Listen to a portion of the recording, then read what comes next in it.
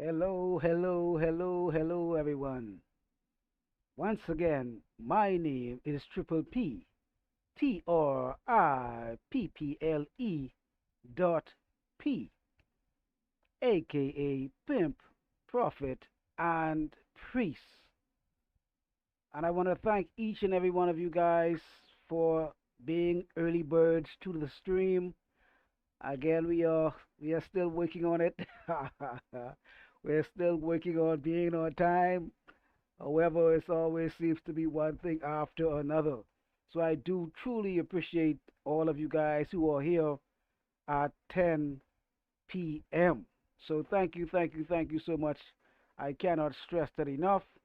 So without further ado, I'm just going to give you guys today's live stream video topic will be why people chase things that don't matter. Your desires aren't yours. So, a very, very, very powerful stream. I cannot stress that enough. This stream is going to be basically going into deep, deep philosophical ideas. Where do our desires come from? How do we get our desires? How are we influenced by our desires? And things of that nature. So, basically, everything that we think we want, there was some type of influence that influenced us to want those things based on our culture, based on our family and environment and so forth and so on. So that will be today's topic. And again, I thank each and every one of you guys for joining the stream, being on time. We are slightly behind, but again, we will just move right along. So, as usual, I would like to make a very, very brief announcement. Again, for those who are in the stream, thank you so much. And please just hold on for a few minutes and we will actually get to the day's topic shortly. I just want to go over a few things to let you guys know if there's been any changes with the channel and so forth and so on. So, as usual, you can find us on these platforms. Here, you guys can Google us, Triple P 7 C's Astrology Prophetics. You can find us on these platforms as well. And the goal is, as usual, we will be going live every Mondays, Wednesdays, and Fridays at 10 p.m. And the ultimate goal, we plan to actually in the future, we plan to go live on all of these platforms simultaneously. But however, we are working on that. That should be coming soon in the very near future.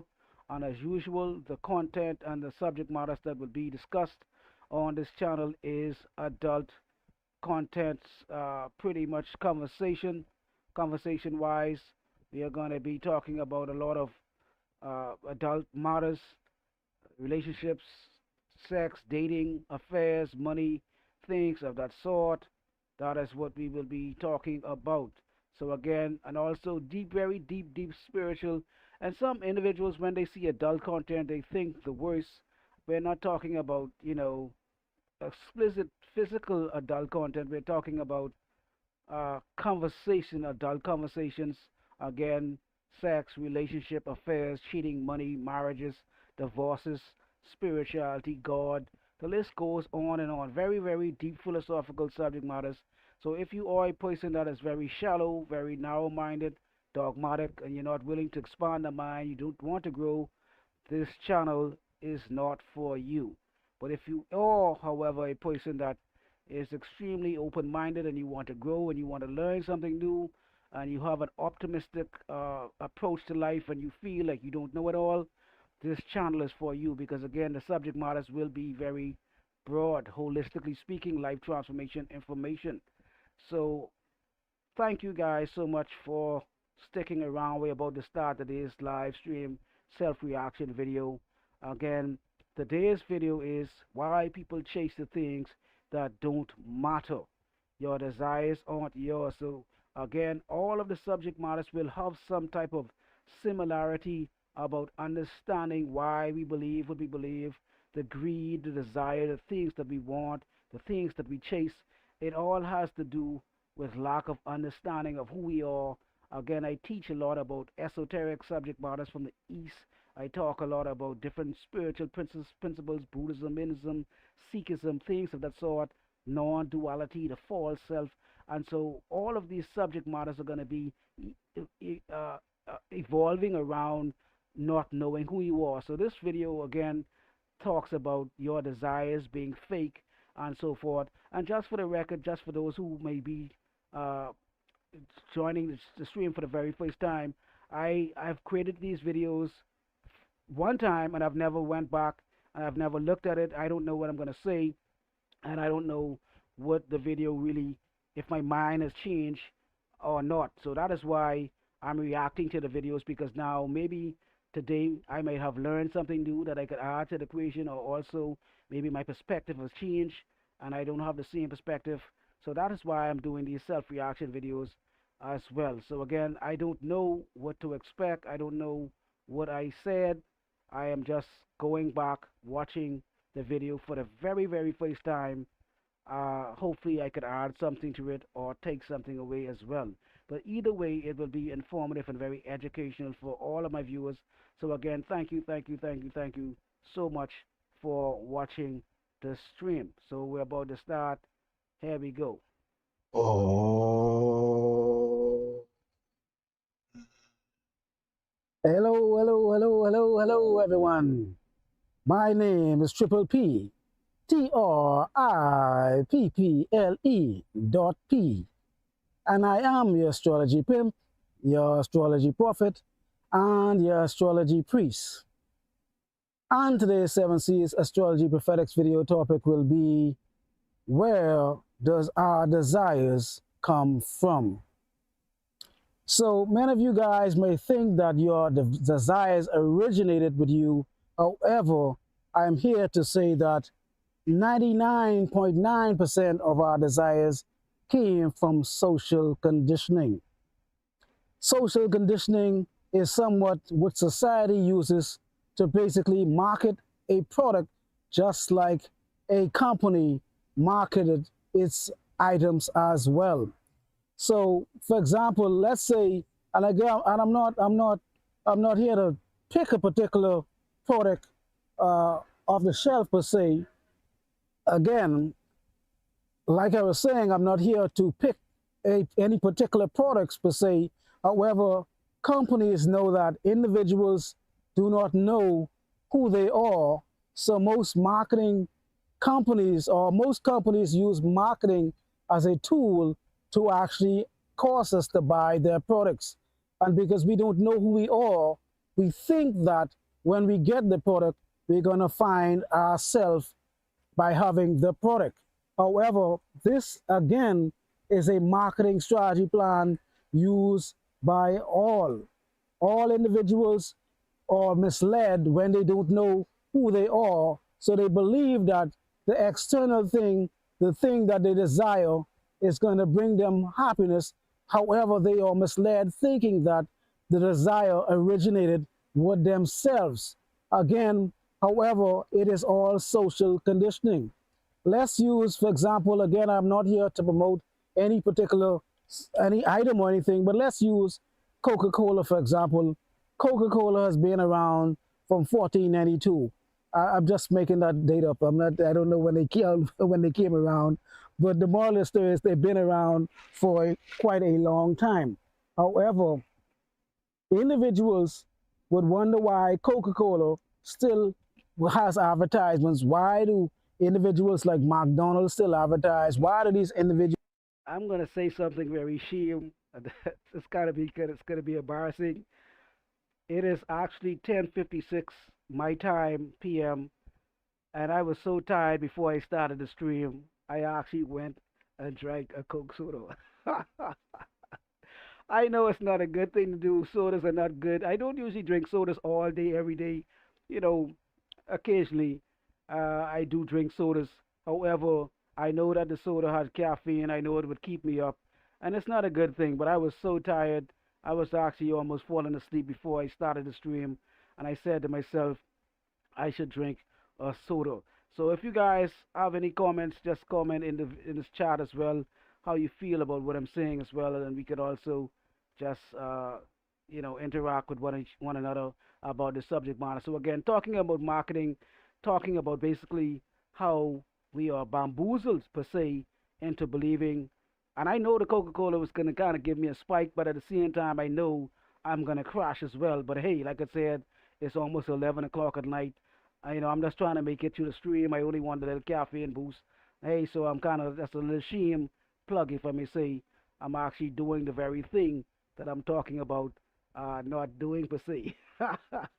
It's kind of funny, but anyhow, so yeah, so we're talking about marketing companies knowing that we don't know who we are at the core, and we think that if we do get a particular thing, it's going to bring happiness, but over a period of time, we will find out that it will not. So that is what we have covered so far. And again, please feel free to leave a comment or say anything in the chat as well. Put your opinion in as well. Individuals still advertise actually having such a big brand name. Why do they do it? Coca-Cola, McDonald's, any other company that you could think of, they still advertise because these individuals know that customers come and go. They know that some individuals would buy the product, they might like the product for a while, there may be a fad because again, we don't know who we are.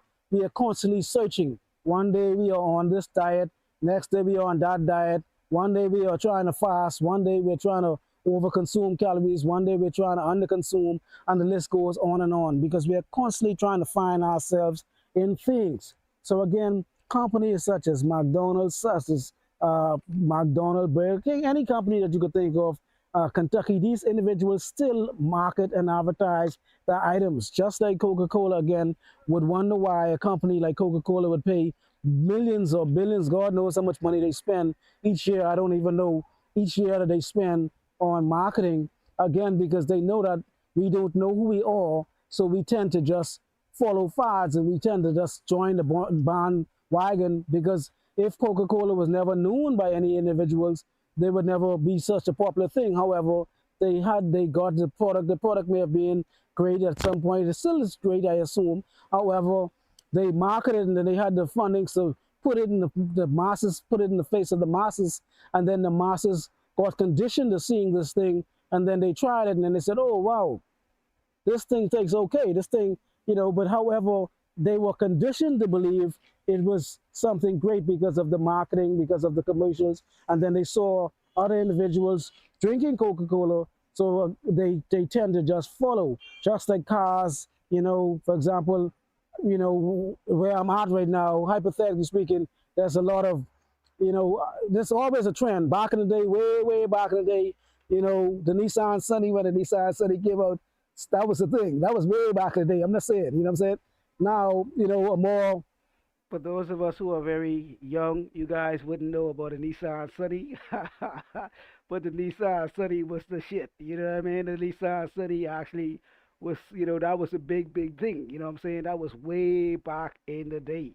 And so when the Nissan Sunny came out, Nissan came out with these earlier cars, Nissan Sunny, Nissan Datsun, and all of these kind of. Today you see these cars, they look like pretty much match boxes to compare to how far Nissan has come and how far the advancement and technology has come as well. But back in the day, those cars were like the big thing, and everybody had to get a Nissan Sunny or whatever. At least where I was at the time, I don't know if it was on an international level, but again, the Nissan Sunny was very popular amongst the people in my region at the time.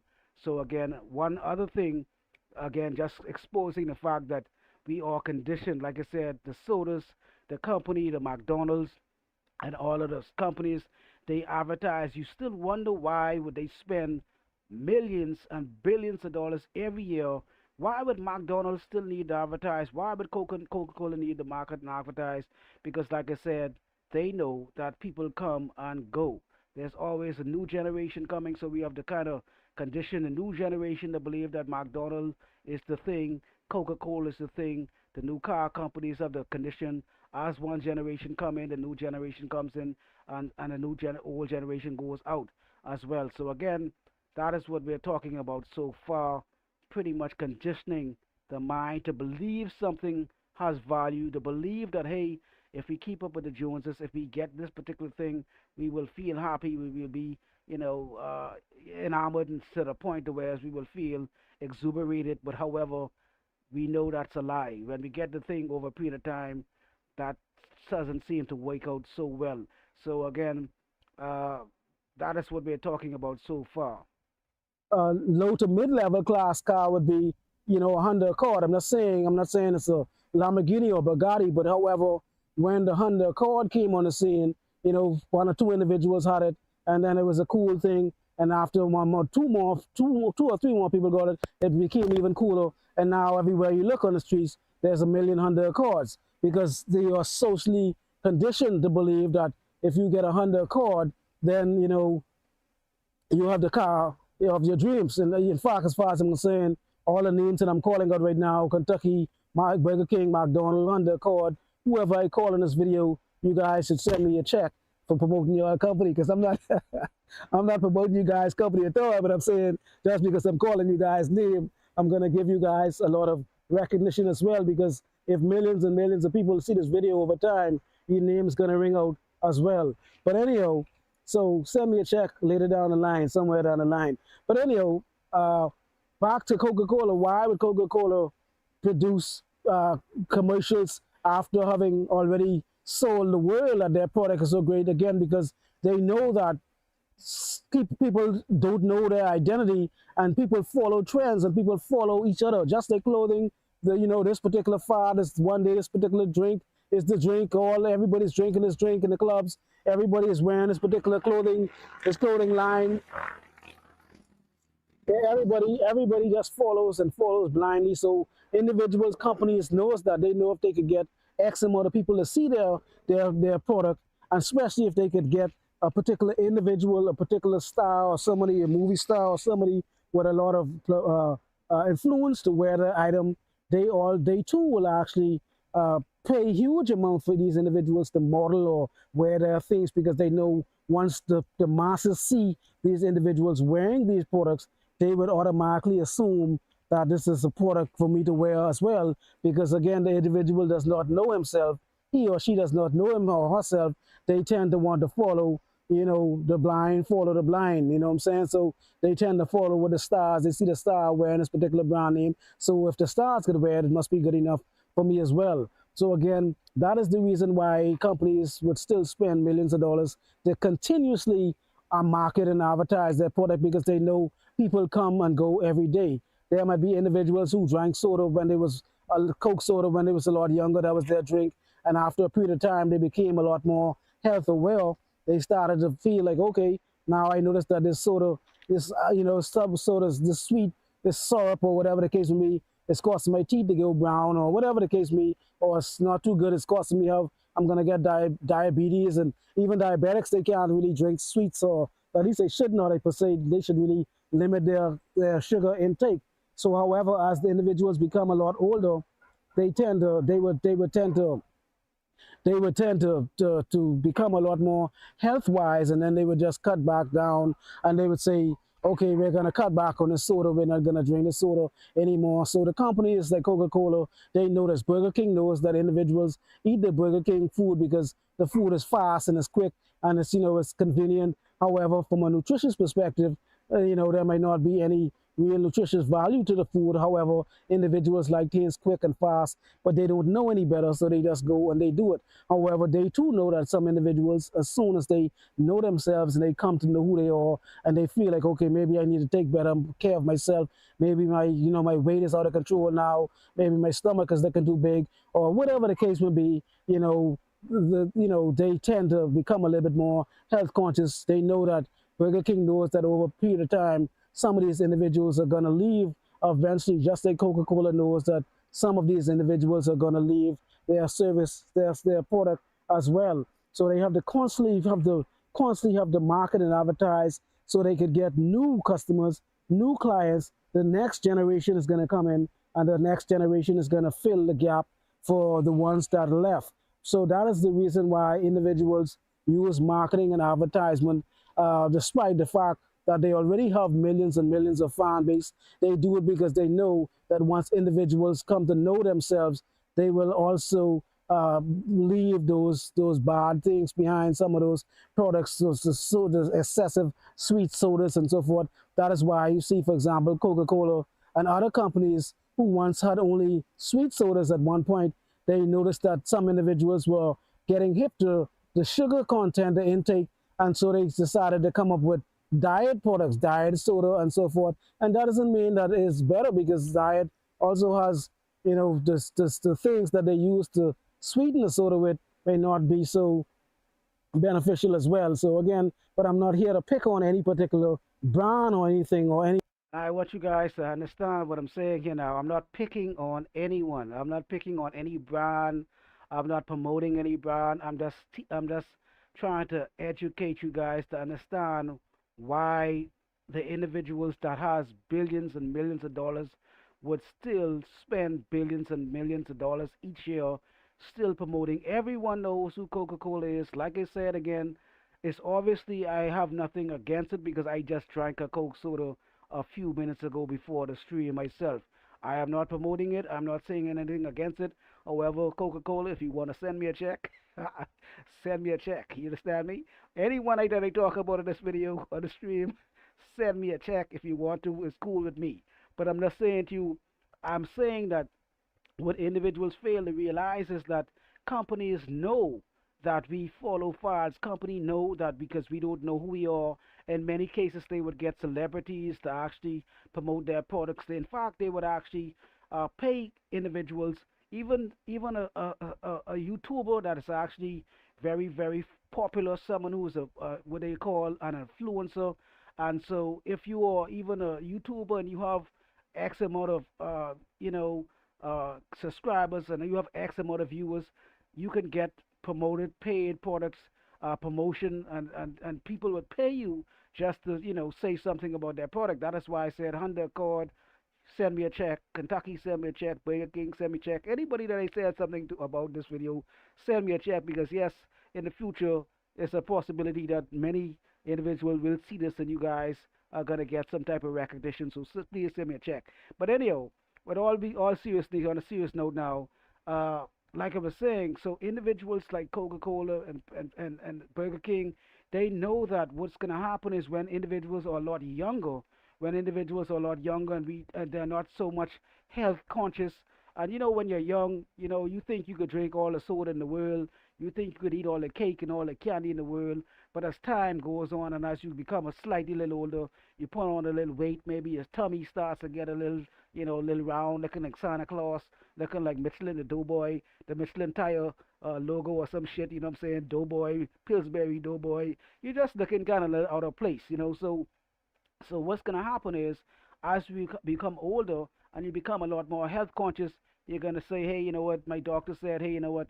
I'm on the verge of getting diabetes or something, so I have to cut back on some of this excessive sweet, or you might have to actually, if it's so severe to the point, you might have to stop completely.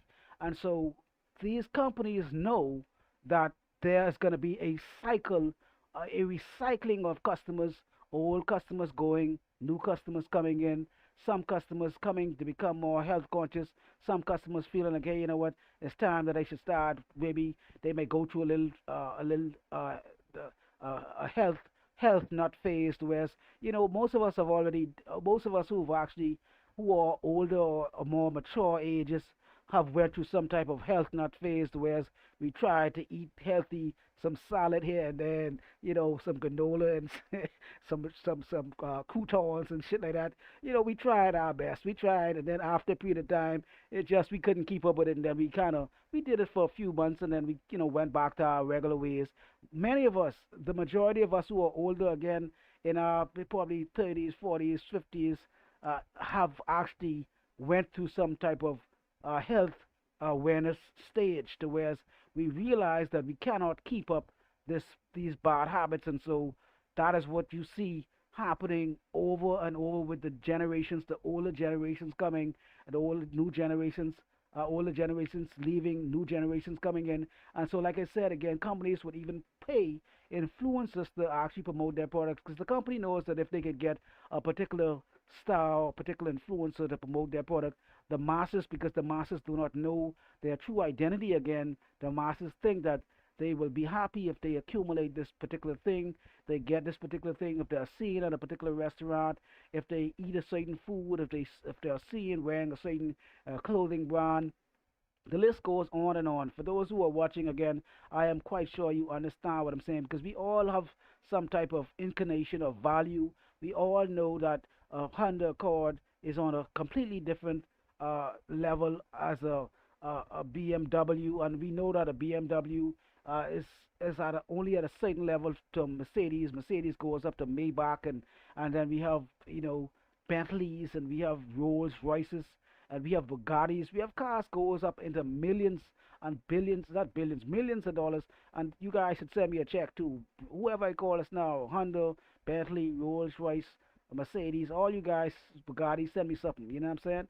So like I was saying again, uh, we think everybody know there's a different level of when it's a different level of wearing a Seiko watch versus wearing a Rolex, and there's a different level of wearing a Rolex for wearing a Patek Philippe or Philippe Patek, whatever it is pronounced or whatever it's called. We all know that there's some watches Jacob and Co. Some of those watches cost millions and millions of dollars, more than the average person will ever consume or achieve in their entire life.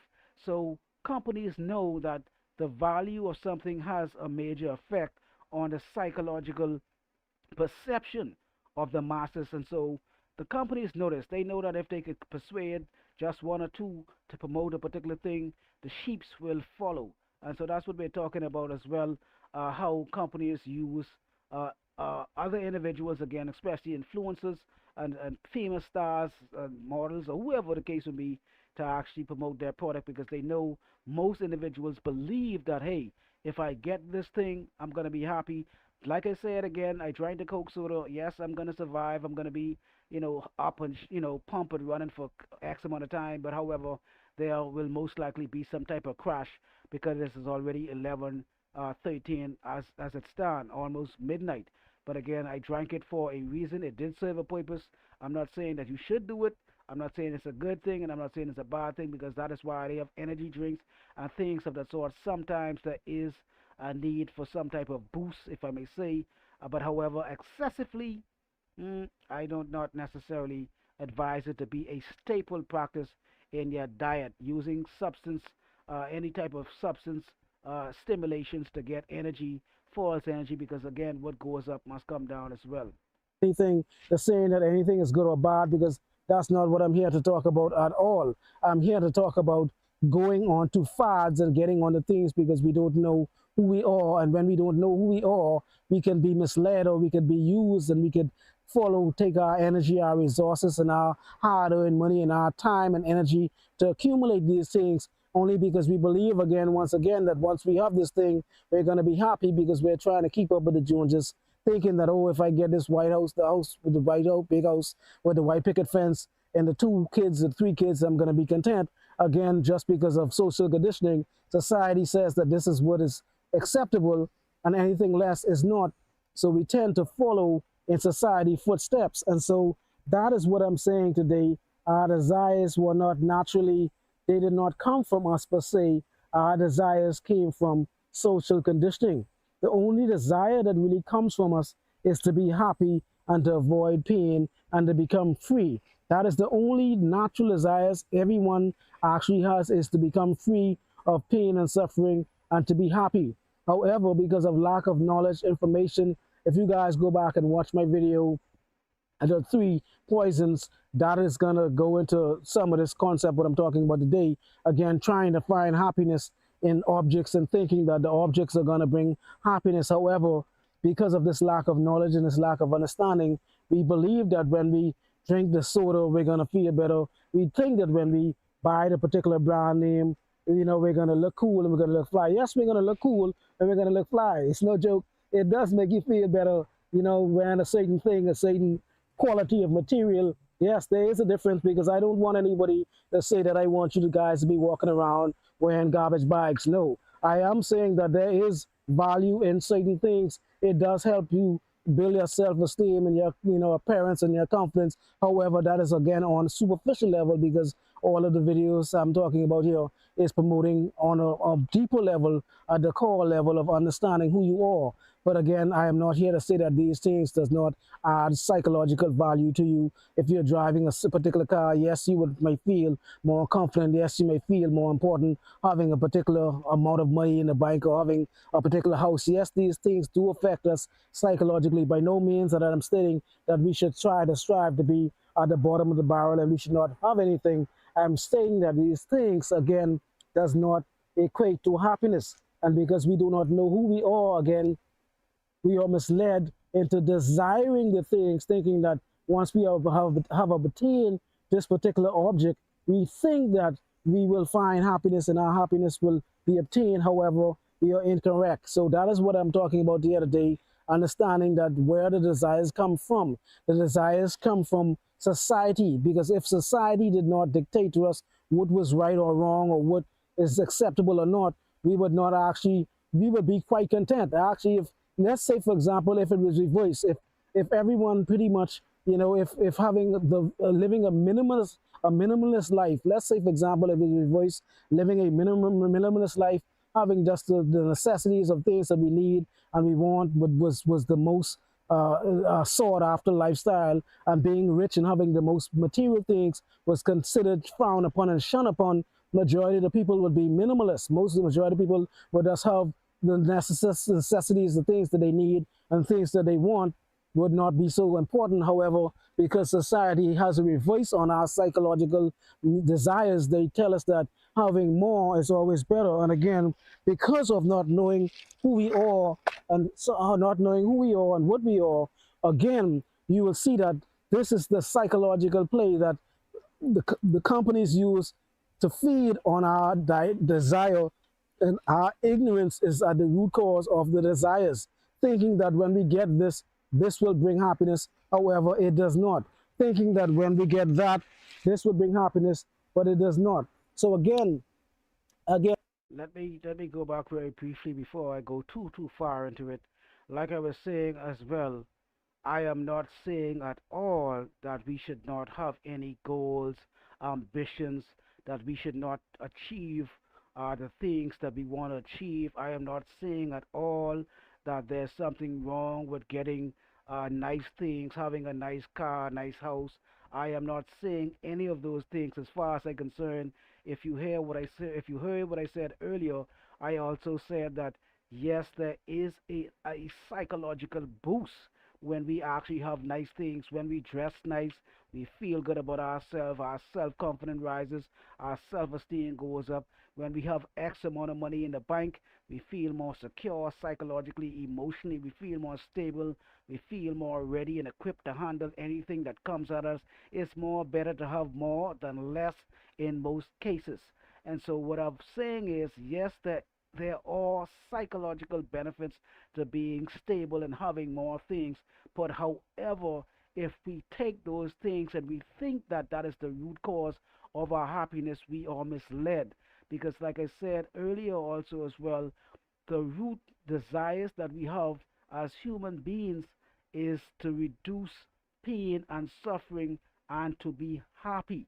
That is at the core fundamental desire principle of all human beings. When you guys study Buddhism, Hinduism, and those Eastern philosophical spiritual principles and those practices, they will tell you the root cause of all suffering is desire. Point blank. Desire. They're not saying there's nothing wrong with desire per se, because you need to have desire to live, to eat, to do whatever the case may be. But at the core of it is desire, wanting something, and when you don't have that thing, it causes some type of pain and suffering. I'm not saying that you should not, again, I'm not saying that you should not have any desires to get anything, to want better for your life, to want things and have things. Do that. However, at the same time, if it is costing you to lose your soul, that is what the Bible says. What does it profit a man to gain the whole world but lose his soul? That is what we're talking about. I'm trying to bring the awareness to understand if you do not know who you are, you will constantly be chasing the bag. You will constantly be chasing, and you will never, ever, ever come, become happy because you do not know who and what you are. And so, again, the fundamental desires that we all have is to eliminate pain and increase happiness. However, when we do not know who we are, we think that the things, the objective things, the cars, the money, the relationships, the clothing, and so forth, yes, these are all good things. Get it if you can. I'm not saying don't get it. I'm not saying don't have it. Hey, get it if you can, but at the same time, do not lose your soul over it to the point where when you get it, you're not happy, and then you say, oh, maybe I need to get something else. Oh, I need to get more. Oh, maybe that wasn't the right thing. It's maybe that thing. And that's what we're talking about, this rat race that continuously allows us to pretty much waste our lives chasing the wrong things, chasing things that actually has zero benefit to the actual being, the isness that you truly are. And that's what we're talking about in this video, bringing some awareness about first understanding fundamentally who you are before you think that you're going to get happiness from some type of objective thing. That is not going to happen. Many individuals have millions, billions of dollars, and they can tell you, yes, life is easier. I will not deny and tell you guys it's a lie to have more money. Have more money is far better to have less money. That's a fact. You know, you need money to survive. You need money to go to the doctor. People would have money. They live. Even science studies have shown people with money live X with more money live X amount of years more than those that do not have. Those that do not have money can't send their kids to the right school, the right environments. The kids grow up in certain conditions and crime and all of these different things, disease and all type of different things that lack of money actually comes with. But however, if you can accumulate some money and you can still, if I may say, live righteously, if I may say, righteously, you can do that as well. But again, I am not saying that you should live a pop down, poorish life, wanting to live in wearing garbage bags and eating out of the dump. No, by no means. That is not what I'm saying. I'm not saying get your priorities in perspective, get your priorities right by first coming to understand who you are first and foremost. And so the Bible says, seek ye the kingdom of heaven first and its righteousness, and all of these things should be added unto you. That is what we are talking about. That kingdom of heaven is not necessarily a place externally. I am promoting a internal heaven, so that's what we're talking about. Finding that heavenly bliss, that heavenly place inside of oneself, and then after that, you will everything else will be pretty much an icing or a cherry on the top of the cake. In all of the videos that I'm creating, you will see a continual theme about where the problem lies, and it all is going to stem from not knowing thyself. So again, the companies know that because you do not know who you are, they know that they believe that if they put the item in the front of you and they put it in the front of you more times than not, the more times you see it, especially if a celebrity is promoting the item or something of that sort, then you automatically believe that, hey, if this individual is doing it, I should do it too. If this individual has it, I should get it too. If you look at the commercials, for example, any commercials that you see, credit card commercials, food commercials, or whatever the commercial may be, if they get a star to a star to take the role of that commercial, most individuals would, remember the commercial more. That is why you see Super Bowl individuals pay millions of dollars for such a very short period of time. Why would a company pay all of this money at this particular time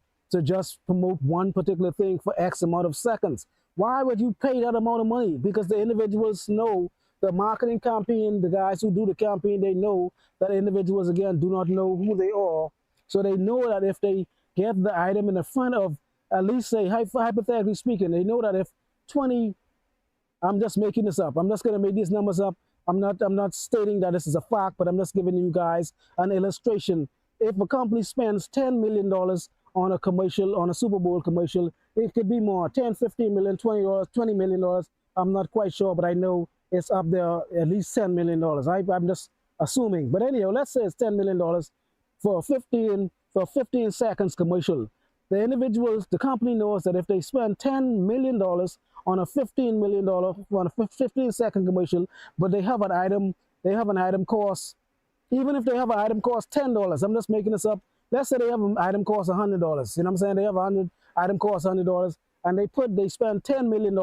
They spend $10 million to get that to get that to get that company that item, sorry, to get that item in the front of all of these individuals. They know that even if they get out of that $10 million that they spend, they know that if they get, and they have a $100 item, anybody who's a real mathematician here would understand where I'm going. They know that if they get that a million of those people or 100,000 of those people to buy that $10 item or that $100 item, they know that they're going to get that 10 million. Again, I'm not trying to be mathematically sound here or correct. You guys do the math, you know what I'm saying? But they know that if they get their $100 item or their $10 item, seen by 300 million people who's watching the Super Bowl or whatever, how much people, I don't know how many people watches the Super Bowl, but there's a lot of people, millions of people. They spend $10 million to sell a $10 item or $100 item, and they know that they show that item to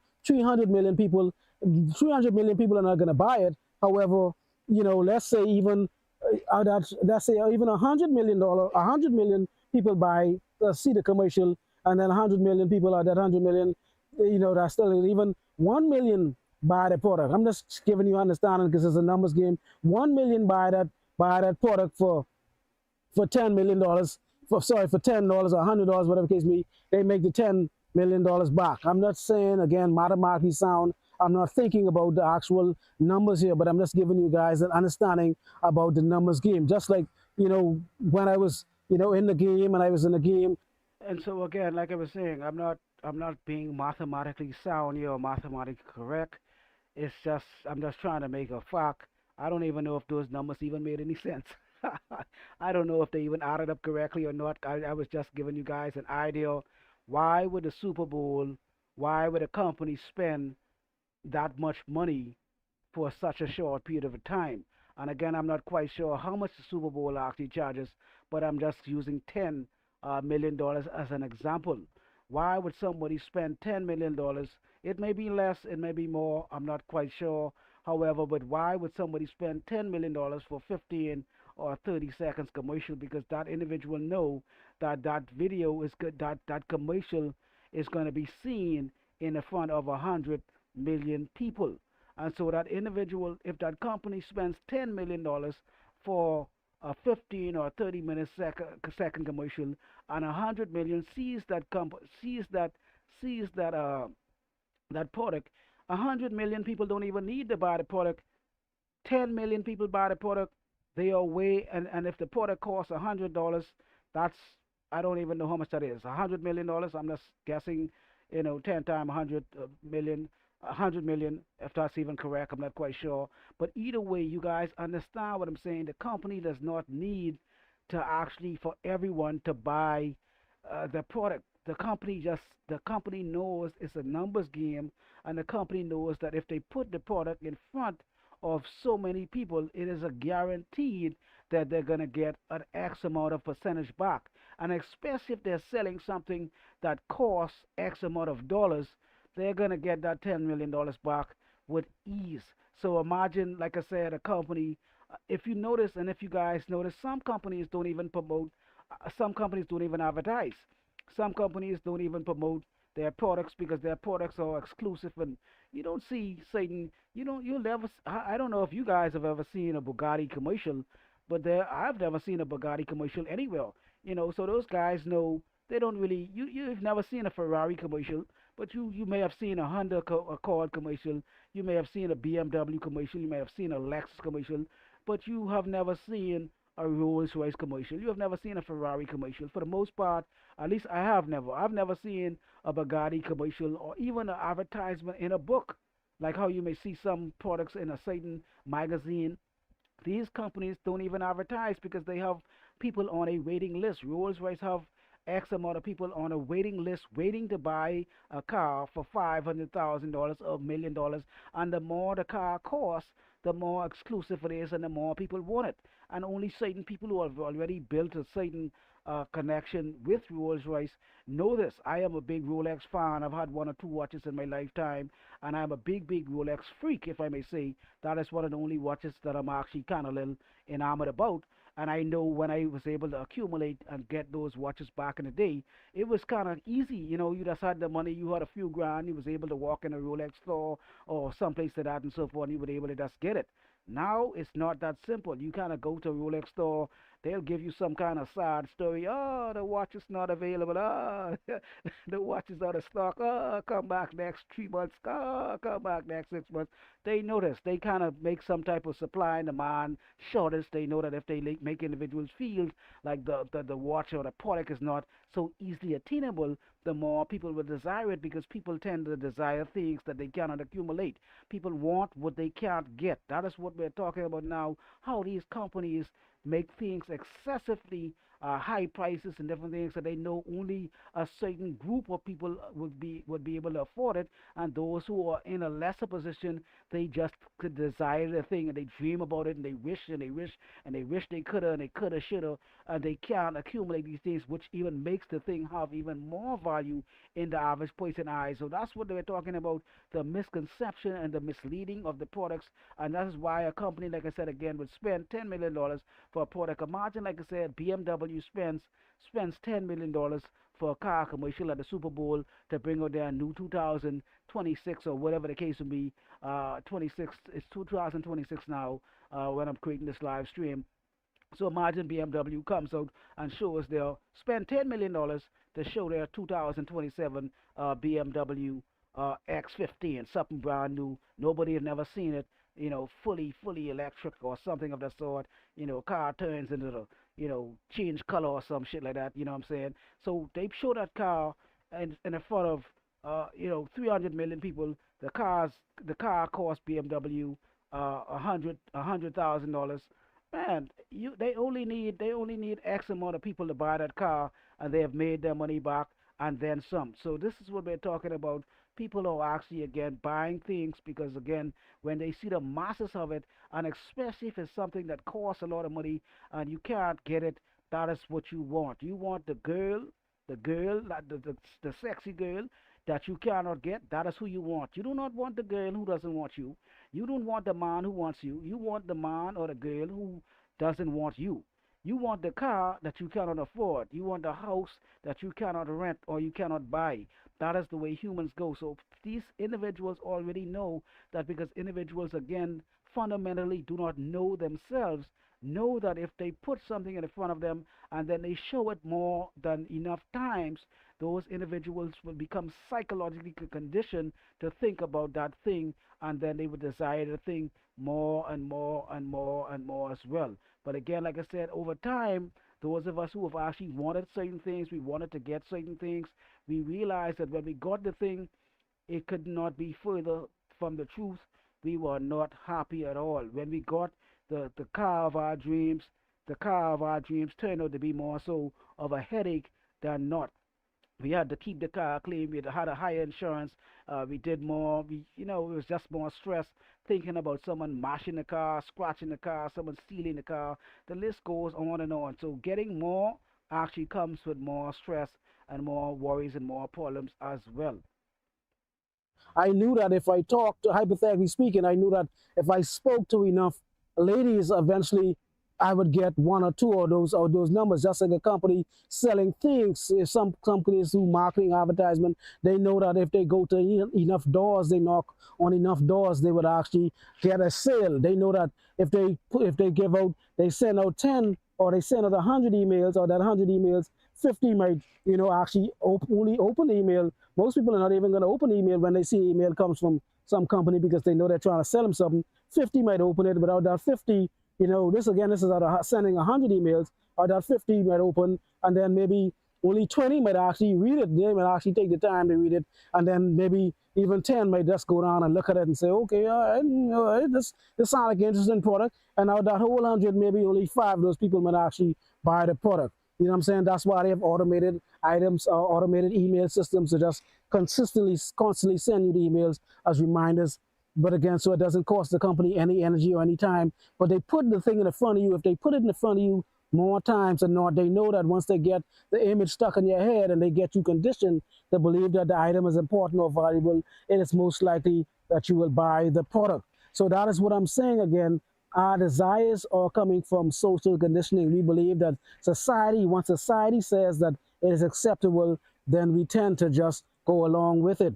For example, even you might have a girl. Let's say you're a guy and a girl might like you, and then you might think that your SMV, I'm just saying, your sexual market value, you might feel that your SMV, you could do better. Let's say you think that your second SMV, I'm just saying hypothetically speaking now, this is all hypothetical speaking, but let's say your SMV, you consider yourself to be a 9 on the scale. I'm just saying this and making this up. And then a girl might like you, a girl might actually like you, but you think that, but in your mind, you think that this girl is only a 3 or 4. So you tend to, I'm not saying again you should lower your standards or anything, but I'm just saying how, because of your perception, you think that society would not accept this girl. You might feel like, oh, I look better than this girl or guy. Women tend to do it more than men because men, don't have the same standards as women, and men kind of have a different thing going on. But women tend to do it a lot. They tend to, oh, you're not qualified enough, oh, you're not this or you're not that, and then they would reject you, and then however, but that man would be in, that man or that girl who you rejected because you feel like you are on a much such a higher standard or higher scale than that individual, you would reject that individual, but that individual might have been the individual who would actually love the dirt that you walk on and cherish you and actually do the things that is actually in benefit, would be beneficial to you. Unlike you trying to go and you get some individual you desire, this person that might look appealing or whatever the case may be,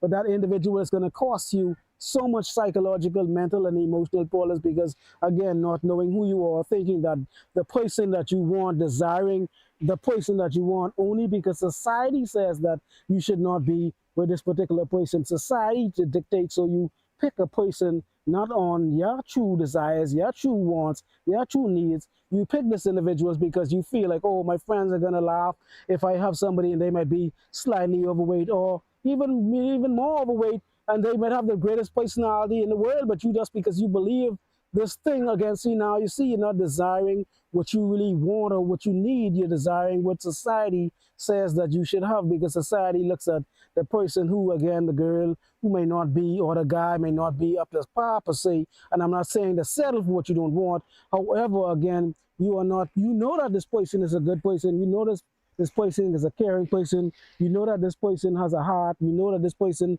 is a really compassionate, kind, loving, supportive person to you. However, because society is dictating to you what you should have and what's not acceptable, you too will also reject another human being. And you would actually lose out by getting the girl that you want, but that girl that you want might not actually want you in the same way. Or the guy that you want might not want you in the same way, and you're going to constantly have to pay a particular price. So again, without knowing who you are, again, you will always pay a price. You will always be buying something. You will always be wanting something. You will always be needing something, and you will never be happy. And because again, society knows this. Society knows that if they continuously put something in the front of you, and they just know that if they have to put it in the front of you, they only have to put it in front of you so many times. They know that if they put it in front of you X amount of time, it is most likely that you're going to fold at some point. However, again, because of not knowing who you are not the things that you truly desire is happiness and freedom, but you think that you want these other things, and you think these other things are going to make you happy, so you desire the wrong things. And that Now, I will say this now. I will say, I too am guilty of what I just said. I remember back in the day, way back in the day, I remember actually having, when I was, a lot younger, if I may say, at my peak, of my sex appeal, when I was at my best, sexiest. I'm still sexy now, but hey, you know what I'm saying? I don't think I'm as sexy as I was before back then. Some women might say I'm sexier now. I don't know, but I don't. I think I was a lot more attractive then. But again, in my younger days, I would say that I remember. I also remember women that actually admired me and adored me, and they would worship the dirt that I walk on. However, because I felt within myself, hey, I maybe could do better looks wise, I would kind of somewhat reject those women. And this is common, this is normal, this is what all of us do, and especially women. Women do it a lot. If you approach a woman and you're not up to standards, you don't stand a chance. So this, what I'm saying, is not a bad thing. This is just the way we are. If you have a certain standard or you have a certain perception of yourself, if you see yourself to be a 7, or 8, or 9, or 10, whatever perception you have of yourself, it is most likely that you are not going to get involved with somebody that you think or you perceive to be is a lot lower than you according to your standards. So all of us at some point have made that mistake. I would say it. I've made that mistake numerous occasions. Looking back, I could look back and I could remember the amount of women that actually loved me, and they was, they adored me, and I pretty much overlooked those girls because I didn't feel, for one reason or another, maybe again I was thinking more superficially. I was, again, because we are attracted to what we are attracted to. That is point blank. I'm not saying that you guys should settle and lower your standards, but however, I'm not saying that when back in the day, like I said, there were women that I knew would have actually ride or die with me until the end, but I choose other women that I thought that was more maybe physically attractive, or women that I, consider to be my style, if I may say. But those women cost me the most problems. Those women cost me the most headache. Those women cost me the most stress. Those women cost me the most heartache. The ones that I want cost me almost everything, and the ones that I didn't want were the ones who was pretty much ride or die. I could call them, I could do whatever, blah blah blah, and they was there always. And that is a lesson that we have to learn also as well. So again, like I was saying again, so I was conditioned thinking that, what would my friends say and this and that. This girl doesn't really, she doesn't look a certain way. You know what I'm saying? So I was just really extremely more superficial, if I may say, in my younger days, were much more superficial. Like I said, like I said also earlier, looking back what I said a few minutes ago, I said that if society said that living a minimalist life was the thing to do, was the best thing to do, live a minimalist life, having only the things, the necessity, the things that you want, or the things that you need. You don't need to have, a 9 bedroom house when only 3 people live in the house. That's kind of little, out of control. A 9 bedroom house with a 15 bathroom, and there's only literally 2 people living in the house. So, but however, there are people that has these things, and again, like I said again, I am not mad at you. If you could do it, do it. If you could get a house that has 100 bathroom in it, and and it's only you, do it. If you can, it's not costing you anything, easy peasy. Cover girl, go ahead and do it. But at the same time, like I'm saying to you, that is what society considers to be the standard. And if you have a house and it's, a 1 bedroom, a 2 bedroom, one bath, something of the sort, efficiency or a studio apartment, society tend to look down at you. They would frown upon you. Even if you're one person, they still expect you to have a lot more, because again, society is looking at, the standards that they set. And so therefore, you could be one person, you could be living in a studio apartment, completely fine for you, 1 bedroom, one bathroom, whatever. And however, society will still make you feel like you need to get a bigger studio apartment. You need to move out of your area, move into a big city like New York or whatever. You could be paying $500 a month. Society would convince you you need to move into a bigger city and pay $5,000 a month, and that is the life that you should live. And so, if living a minimalist life was the thing that society promoted, all of us would be minimalists. But however, society does not promote uh, having things in moderation. Society promotes more. The bigger, the better. The faster, the more expensive, the better. That is what society promotes. So therefore, again, so if being living in a small house was the thing, and that was what society praised and worship and promoted and gave respect to. Many of us would be living in cardboard huts. We would be living in huts in the jungle, but society looks down on that.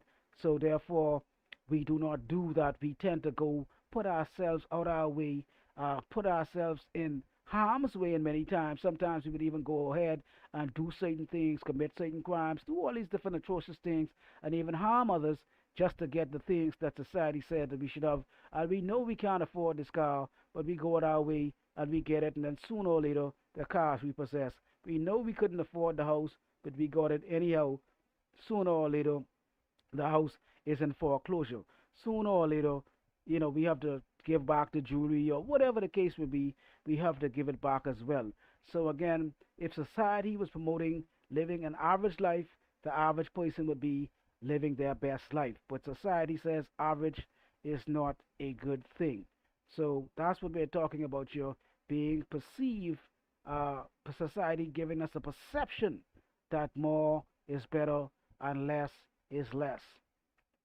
That's what I'm here to talk about. The only true thing that you should be desiring first and foremost is to know thyself. That's why the Bible again, Christos, Joshua, Jesus said, the kingdom of heaven was in you. You see what I'm saying? And so if you continue to look outwardly, seeking things outwardly, desiring things outwardly, thinking that these things would bring you some sort of satisfaction or some sort of contentment, you are incorrect. So again, having desires is not wrong, but you need to know where these desires are coming from, which brings me to another point. We have desires, but we need to understand whether the desires are personal desires or impersonal desires. And most individuals might not first understand what I'm talking about when I said personal or impersonal desires.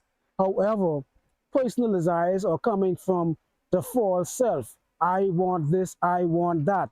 I want this car, I want this house, I want this girl, I want this amount of money. These are all personal things. Impersonal desires is I want this for us. I want this for you. I want this for everyone.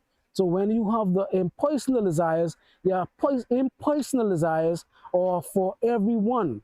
This video that I'm creating is a impersonal desire. I am not just creating this video for myself. I'm creating this video for you or whoever is watching this video at the time. I'm creating this video for all. Yes, I may benefit from this video at some point, because again, your purpose also must be aligned with your impersonal desires. So yes, again, I may benefit from this video at some point in time. However, my desire is not, I am not I am not creating this video based solely on the desire to gain for myself. I am creating this video with an impersonal desire for those who are listening to achieve something and get something from these videos. So again, you have to understand, is the desire, first and foremost, ask yourself, is the desire coming from an impersonal place, or is it coming from a personal place? Is the desire that I am seeking, does it have something to do with building only me?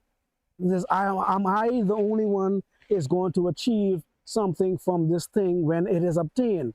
That is a personal desire versus an impersonal desire.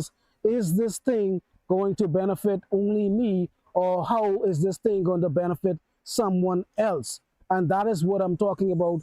When you want to know where your desire is coming from, you have to understand if the desire is coming from a personal place or an impersonal place. However, in most cases, 99.9% of the time, if you do not know who you are, the desires will always come from a personal place. You will always be seeking things because you are seeking things for yourself, thinking that if I get this, I will be better. If I get that, I will be happier. If I get this, I will be great. If I get this, I will have more. I. The desire is coming from my I perspective. Is coming from, if the desire is coming from my I perspective, it is coming from a personal perspective. If the desire is coming from an impersonal perspective, it is more so of a we. How can I help us? How can I help you? How can I be better for us? How could I help them? That is what I'm talking about, understanding where does the desire come from. So the next time you desire anything, whatever it may be, and again, I am not saying that you should not have any personal desires, because we have personal desires and personal preferences. We have certain things we like and certain things we do not like. I'm not saying that you should not have any desires at all. However, I am saying that we need to understand desires itself and the nature of the things that we desire. Because if we do not understand the nature of ourselves and we do not understand the nature of desires, we are going to constantly desire things, and we're going to constantly be unhappy seeking things, thinking that the things that we desire is going to bring us happiness. But by now, I think we know that the only thing that can bring us happiness is to know ourselves. And so that's what I'm saying is, where is the desire coming from? That is the title of the video. Where is the desire coming from? Is it coming from a personal perspective, or is it coming from an impersonal perspective? And so again, the only way the desire can come from an impersonal perspective.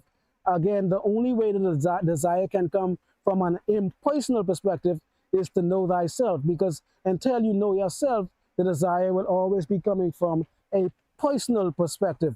And again, nothing is wrong with having personal desires, but again, only when you know yourself, then you can have the desire for others. But most likely, when you do not know yourself, all of your desires is going to be about me.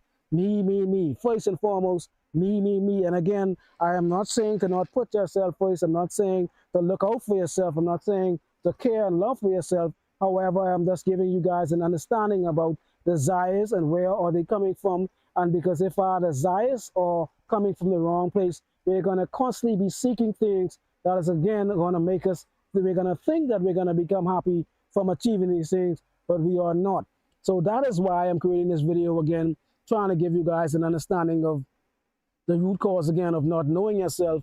When you don't know yourself, your desires will also be coming from an incorrect place. And once you're not knowing yourself is incorrect, everything that you do from that point on is most likely going to be incorrect. So the foundation of your life is most likely going to be incorrect. It's going to be like you're building a house on a sand and you expect the rain and the winds to come and you still expect it to stand. It's not going to stand. And that's what I'm saying, because until you know yourself, that's only then you will have your house built on solid ground, on stone, on concrete, or on a solid rock, a boulder or boulders, if I may say. So until then, we will always have desires, seeking desires for things, and thinking that desires will make us happy, but they will not. So again, know thyself is the key. Know the root cause of thyself is the true self, the I-ness, the isness, the oneness. And once we come to that understanding, only then, when we start to seek and have desires, we can question ourselves and say, where is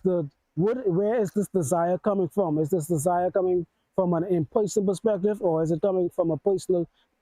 Now, that was very powerful. Again, just going back very briefly, that is very, very powerful. That is the understanding that most of us do not understand. And all of these talks, these topic matters, these subject matters that I'm talking about, they are coming from a non duality perspective, speaking from a non dualist, having a non dualist identity. And so, what you will learn when you study Buddhism and Hinduism, these are some of the things that they will talk about. They will teach you about desires. Where is the desire coming from? So you can label the desire. What type of desire is it? Is it a personal desire or is it an impersonal desire? And so you must first ask yourself any desire that you have, is it a personal desire or is it an impersonal desire? Uh, excuse me. And again, an, a personal desire simply means that the desire has to do with me. Me. It's all about me, baby. Show me the money. And again, like I said, there's nothing wrong with having personal desires because you are, you know, from a dualistic perspective, you are a separate person, so you should look out for yourself, and want things personally. Their health, those things are important. Your health should be one of the highest things, priorities on your list, personally speaking. Your mental state, things of the sort. Those are the things I'm talking about that should be mandatory personally. But however, when I'm talking about personal desires, I'm talking about individuals thinking about everything that they want has to do with them only. I want this thing. Give me this. Give me that. Me. And those are all personal desires, and many of us do not have impersonal desires. And impersonal desires thinking about the other, doing something for someone else. This is for not only me, this is for you as well.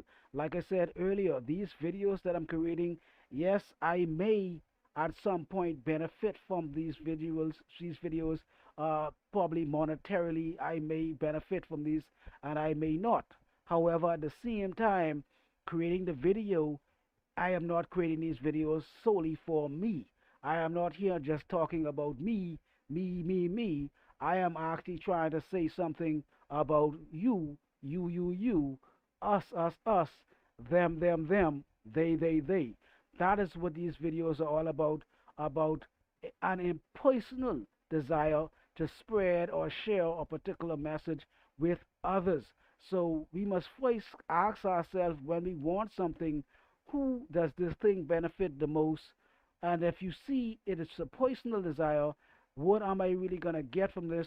How how much is this thing gonna cost me in the long run, psychologically, emotionally, spiritually, physically? How much do I have to pay to get this thing?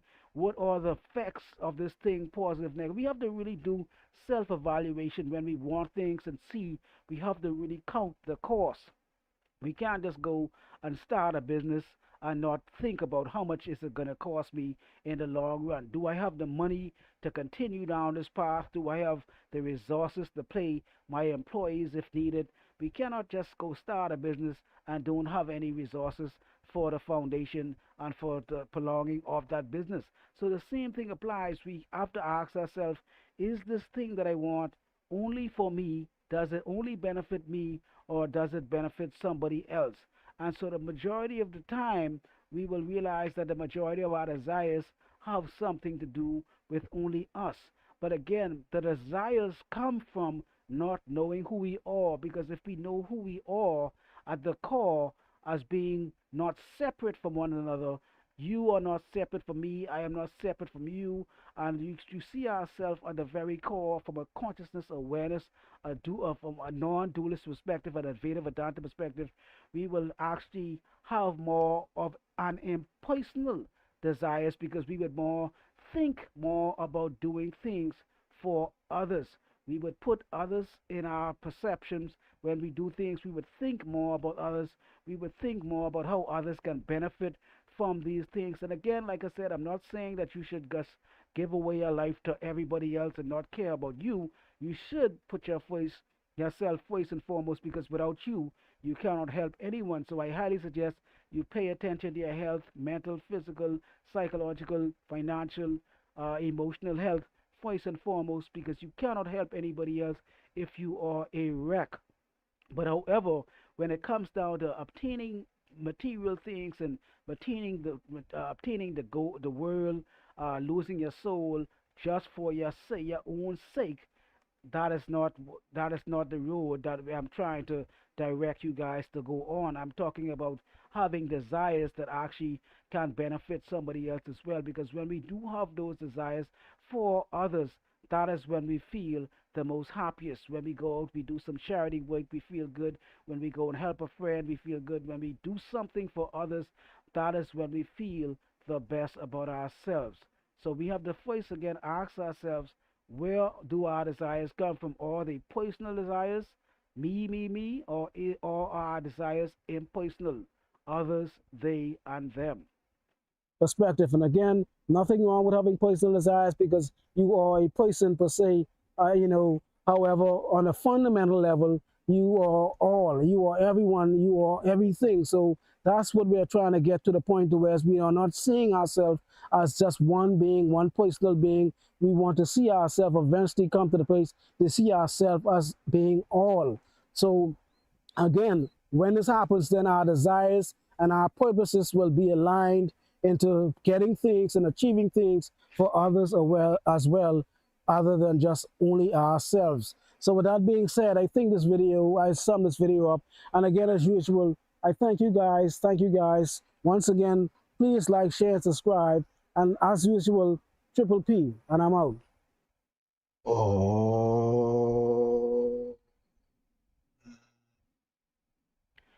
Another very informative, educational, and powerful video. I cannot stress the fact that you guys, if you want to go and watch the video, the original video, you guys could find live. Sorry, find the thumbnail. The title of that video is "Why People Chase Things That Do Not Matter. Your Desires Aren't Yours." So I highly suggest you guys go and check that video. Look for this thumbnail somewhere in one of the platforms. You can find the original video without me commentating and without me reacting as well. So again, I thank you guys so much. I thank you guys so much for sticking around. All of my viewers, I cannot stress the importance enough of your time. It's very much appreciated. Appreciated. Your attention is very much appreciated as well. So I cannot stress the fact enough how much I value you guys is taking the time out of your busy schedule, busy life to actually take the time and watch these live streams as well. So as usual, please continue to like, share, follow, subscribe, and all that good stuff. as usual, if you all, like I always say, please, please, please stop believing in illusions, delusions, and hallucinations. Triple P, and I'm out.